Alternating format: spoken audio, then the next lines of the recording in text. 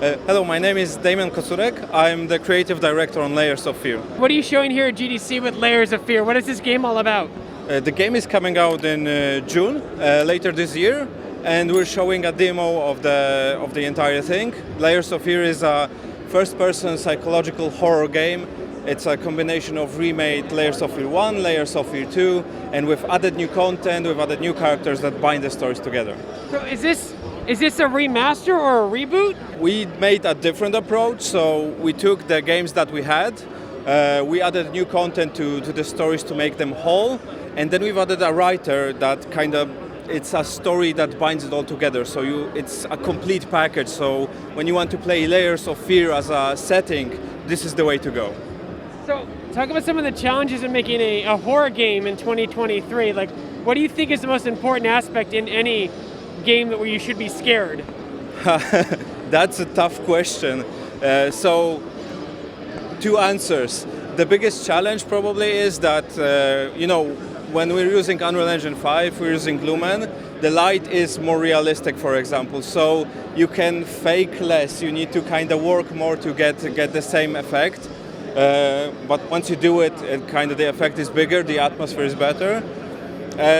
But for every horror, and I guess for us as well, is the intensity, the tension, the intangibles, the things that you don't really see, so that you just are afraid of everything around it. So to build up the atmosphere, to give you a sense of belonging in there more than anything else. You have a really unique control scheme where you hold the triggers and you pull things. Yeah. I feel like that would translate really well to VR. So the original, the Layers of Fear 1, went on VR, so there's definitely an option in there. Right now we're just thinking to finish this one off. What were some inspirations when you were, would you call this a reboot, a soft remake? I'm trying to figure out how to genreize it. That's the question. So we don't call it.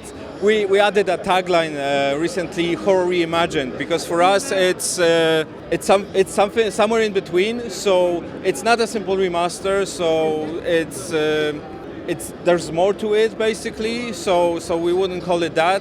It's not a new game. It's not Layers of Fear 3 though. So it's a way for you to play the setting, to play the game, to play the story. It's the definitive package, the kind of crowning work for Layers of Fear, basically. What was your biggest takeaway from the past two games that you've applied and improved upon in this version? So, the thing that people really liked in there is kind of the madness aspect, the psychological part, so that it's always driven by the character and their own flaws and their own histories. So we really kind of touched on that and tried to connect it together, to connect it to the new character.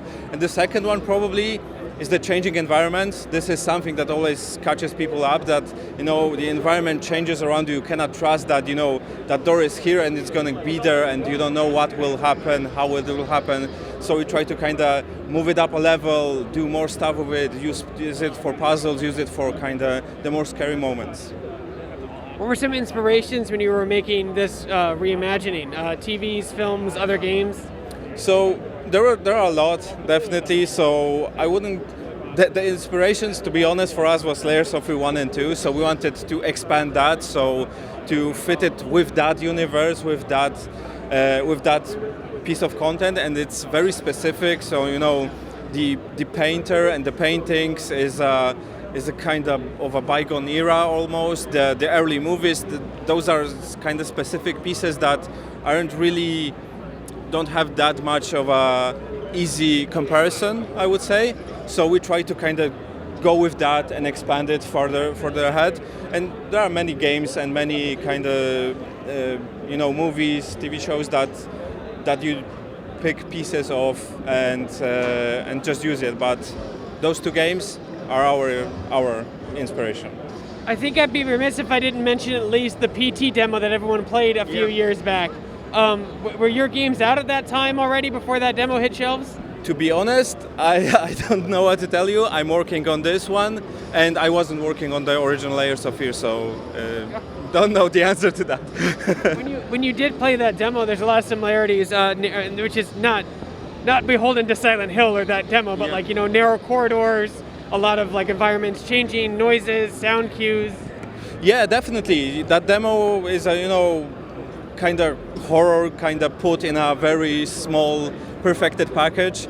So that's definitely one of the inspirations. But there are a lot of others. So there's Silent Hill, there's Resident Evil. They all have kind of used pieces that build horror very well. The environments, especially of the recent Resident Evils, definitely. The 7 one with the corridors, the house, the dilapidated, and the family.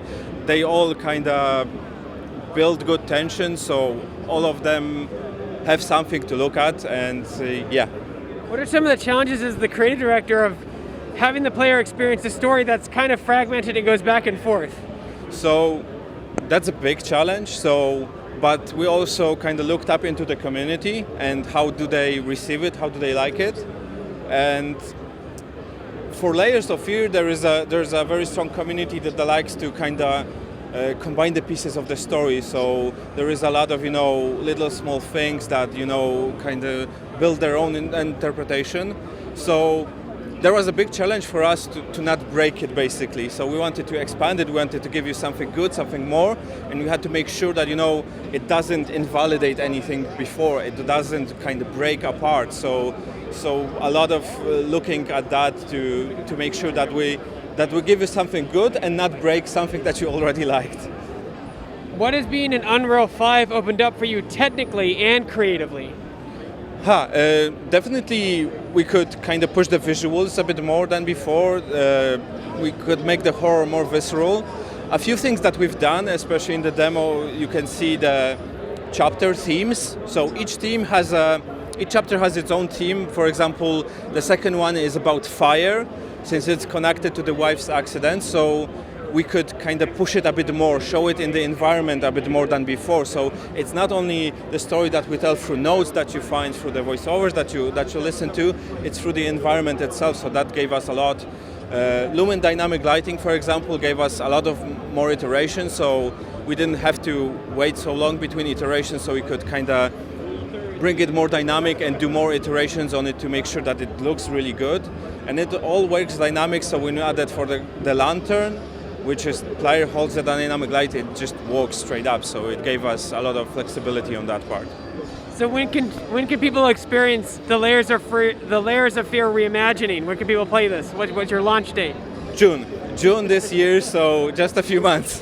What consoles are you aiming for at launch? So we're current generation console, so in Xbox Series X, Series S, PS5, and PC, of course. And since you did do a VR version of the other, or the studio did a VR version of the other Layers of Fear, is the groundwork kind of already there? Would it be easy to transport it to VR for this game? It's hard to say right now. You never say never, but we're focusing on just doing that now, and that's what we're working on.